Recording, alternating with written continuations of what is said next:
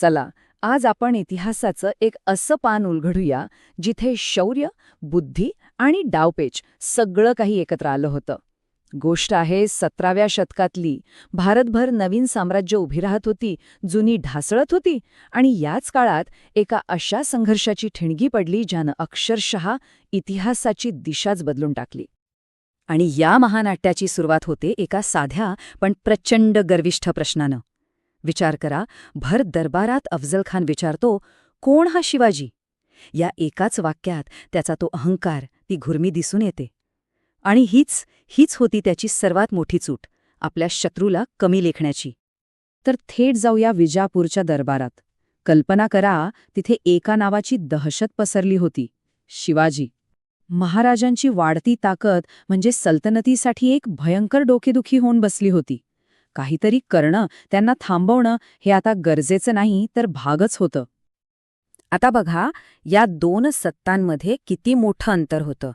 म्हणजे एका बाजूला विजापूरची बलाढ्य, प्रतिष्ठित सल्तनत आणि दुसऱ्या बाजूला शिवाजी महाराजांचं नवं स्वराज्य.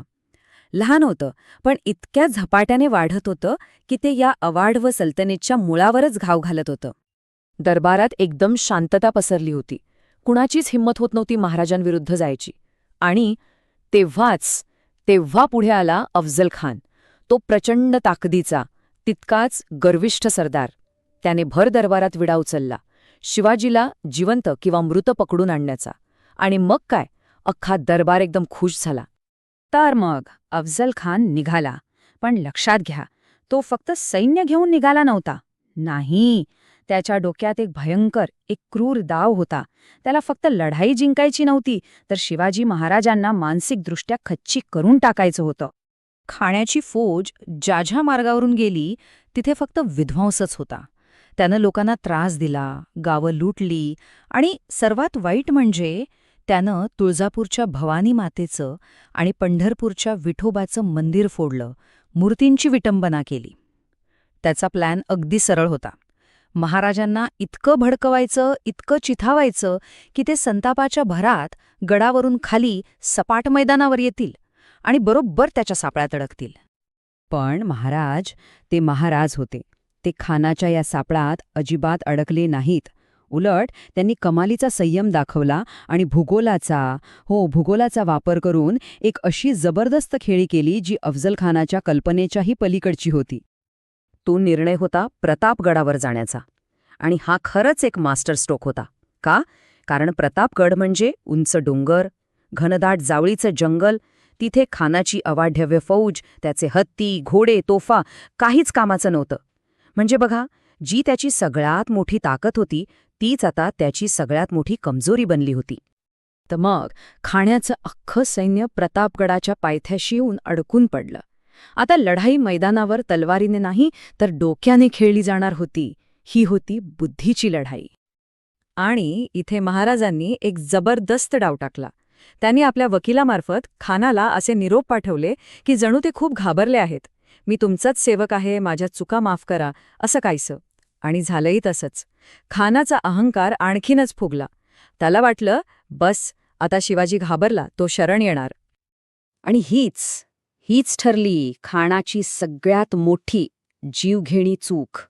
महाराजांच्या प्रदेशात त्यांच्या अटींवर भेटायला तयार होऊन त्यानं स्वतःच मृत्यूच्या सापळ्यात पाऊल ठेवलं होतं. त्याचा अतिआत्मविश्वासच त्याला नडणार होता. आणि मग तो दिवस उजाडला. तो क्षण आला ज्या क्षणासाठी हा सगळा डाव रचला गेला होता. आता कसोटी लागणार होती रणनीतीची, तयारीची आणि सगळ्यात महत्त्वाचं म्हणजे धाडसाची. आता दोघांच्या तयारीतला फरक बघा. एका बाजूला महाराज, आतमध्ये चिलखत, हातात लपवलेली वाघनखं आणि बिछवा, म्हणजे दगाफटका झालाच तर त्याची पूर्ण तयारी होती. आणि दुसऱ्या बाजूला खान, तो तर विजयाच्या धुंदीतच होता. त्याला वाटलं सहज विजय मिळणार. त्याचा तो अहंकारच त्याच्या डोळ्यावर पट्टी बांधून होता. विचार करा त्या क्षणाचा. शामियान्यात दोन कट्टर शत्रू समोरासमोर उभे आहेत. रिवाजाप्रमाणे दोघेही एकमेकांना भेटण्यासाठी पुढे आले. ती एक मिठी होती, पण त्या भेटीत मैत्रीचा लवलेशही नव्हता. होती फक्त कमालीची धाकधूक आणि दगाबाजीचा धोका. आणि नेमकं तेच झालं. खानाने महाराजांना मिठीत दाबून आपल्या कट्यारीने त्यांच्या पाठीत वार केला. पण महाराजांच्या अंगावर चिलखत होतं. खानाचा तो विश्वासघाती वार पूर्णपणे वाया गेला. दगा झाल्याचं कळताच महाराजांनी एका क्षणाचाही उशीर केला नाही. विजेच्या चपळाईनं त्यांनी आपल्या हातातली वाघनखं खानाच्या पोटात घुसवली आणि त्याचा कोथळाच बाहेर काढला. एका क्षणात अफझल खानाचा खेळ खल्लास. खान पडला आणि ठरल्याप्रमाणे इशारा दिला गेला.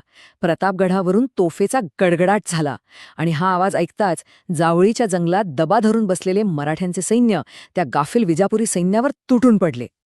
हा फक्त एका लढाईचा शेवट नव्हता, तर एका नव्या इतिहासाची सुरुवात होती.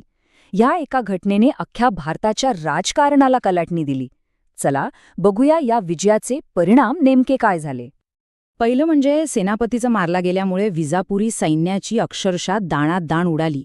मराठ्यांना प्रचंड प्रमाणात खजिना, तोफा, घोडे, हत्ती सगळी लूट मिळाली. तिकडे विजापूरमध्ये ही बातमी पोचताच हाहाकार माजला. आणि सर्वात महत्त्वाचं, शिवाजी महाराजांचं नाव, त्यांचं शौर्य, त्यांची कीर्ती संपूर्ण हिंदुस्थानात पसरली. आणि या सगळ्याचा सार काय? तर या एका विजयाने शिवाजी महाराजांना एक महान रणनीतिकार म्हणून सिद्ध केलं. आणि याच विजयाच्या भक्कम पायावर भविष्यातल्या भव्य मराठा साम्राज्याची इमारत उभी राहिली. शेवटी ही कथा आपल्याला एकाच प्रश्नासमोर आणून उभी करते. खरी ताकद कशात असते? अफाट सैन्यबळात की अचूक रणनीतीमध्ये? जेव्हा बुद्धी ताकदीवर मात करते तेव्हाच तर इतिहास घडतो.